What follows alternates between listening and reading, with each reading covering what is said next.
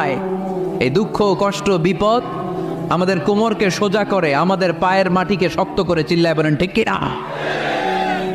প্রতিকূল পরিবেশে কিভাবে বাঁচতে হয় এই দুঃখ কষ্ট আমাদেরকে শিখায়। এজন্য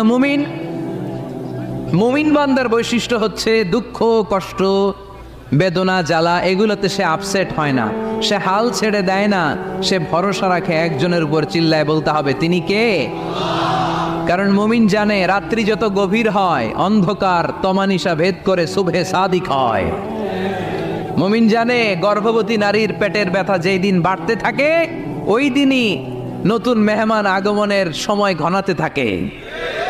মুমিন জানে তার জীবনে দুঃখ কষ্ট বিপদ যত বাড়তে থাকে সুখের দিন কাছে আসতে থাকে।